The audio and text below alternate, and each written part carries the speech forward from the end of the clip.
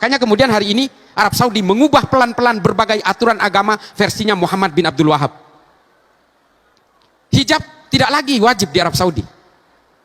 Saya pertegas ini karena banyak sekali dari kalangan fatayat dan muslimah.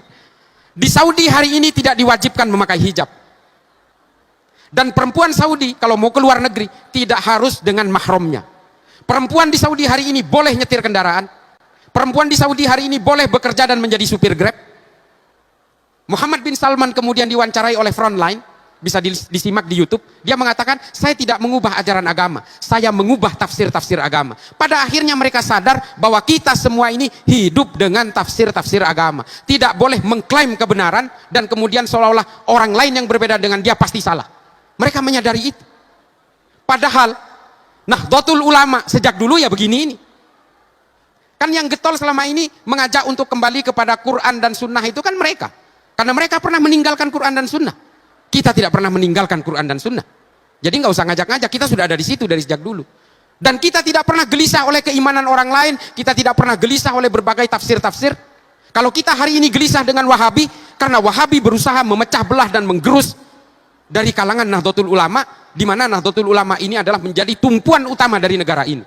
Kalau Nahdlatul Ulama ini tumbang, Pancasila saya jamin akan tumbang, percayalah. Dan kalau Nahdlatul Ulama tumbang, organisasi-organisasi keagamaan lain juga akan ikut tumbang dan kemudian digerogoti oleh mereka satu persatu, lalu kemudian kita semua akan terlibat dalam konflik-konflik yang tidak berkesudahan. Sama seperti Suriah, sama seperti Somalia, sama seperti Nigeria, sama seperti negara-negara yang hari ini berkonflik karena atas nama agama. Di YouTube saya sering diserang, kenapa sih kok nggak ada habis-habisnya pengetahuannya hanya soal Somalia? Karena saya sudah ke sana. Mengapa sih kok nggak ada habis-habisnya ilmunya hanya soal Nigeria? Karena saya sudah ke sana. Orang-orang seperti kita inilah yang kemudian digerus satu persatu, kemudian direkrut oleh mereka, sehingga apa? Mereka hari ini tidak lepas dari perang. Kalau hari ini mereka menyasar teman-teman dari kalangan Nahdien untuk berusaha direkrut oleh mereka, karena mereka ingin memecah belah di antara tengah-tengah kita. Supaya apa? Supaya mereka bisa menguasai negara ini.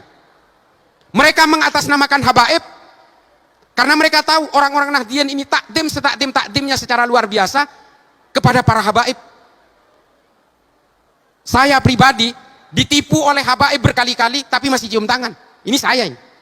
Saking takdimnya. Kenapa? Saya diajari oleh para ulama-ulama sepuh NU dari sejak kecil, saya harus hormat kepada dzurriahnya Nabi. Sampai sekarang bapak saya ini pedagang besi tua.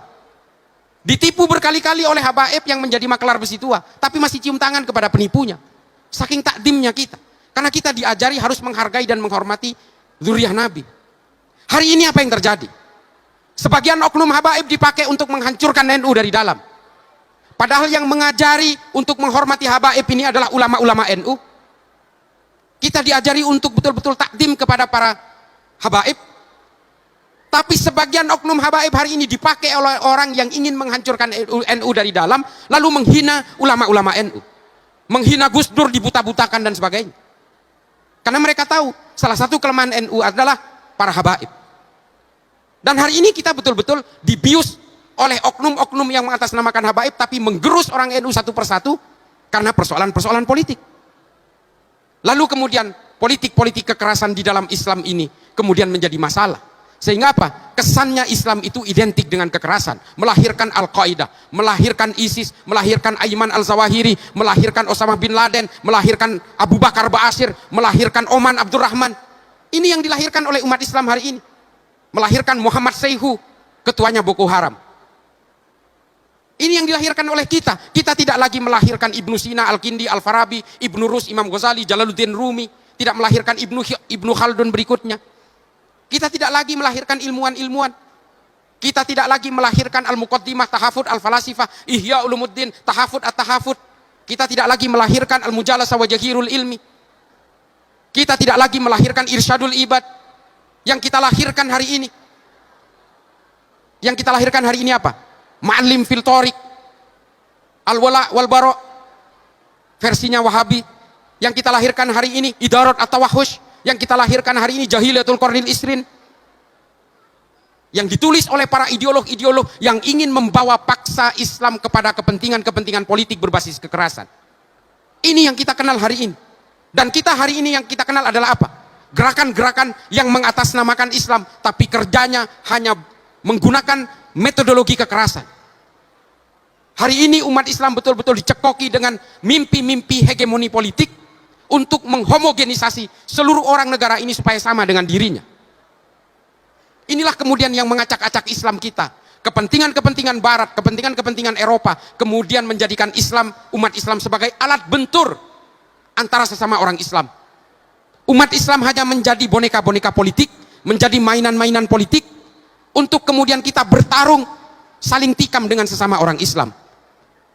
Dan kemudian khawarij modern lahir, menjadi penghasut bahwa umat Islam harus memilih ini. Kalau bukan memilih ini, maka dia bukan orang Islam. Inilah politisasi agama itu terjadi. Karena apa? Karena kita terbuai oleh mimpi-mimpi politik. Maka kemudian apa yang harus kita lakukan hari ini?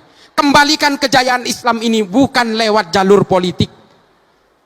Kembalikan Islam ini kepada ilmu pengetahuan agar Islam betul-betul berjaya seperti masa kejayaan Islam di abad-abad pertengahan. Tapi apakah umat Islam tidak boleh berpolitik? Boleh dan wajib. Supaya ruang-ruang politik ini tidak keluar dari jalur maqasidus syariah. Harus. Orang NU harus berpolitik, haruskah berpolitik? Wajib. Supaya ruang-ruang politik ini tetap berada dalam tatanan sanad keilmuan para ulama, Nahdlatul Ulama. Tetap berpegang teguh kepada Ahlus Sunnah wal Jamaah An-Nahdiyah.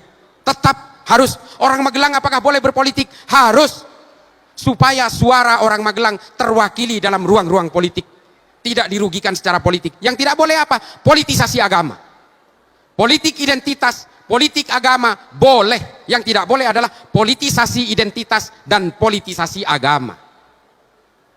Makanya Kiai Yusuf harus berpolitik. Harus masuk ke dalam firqah-firqah politik. Supaya apa? Supaya suara kita ini terwakili.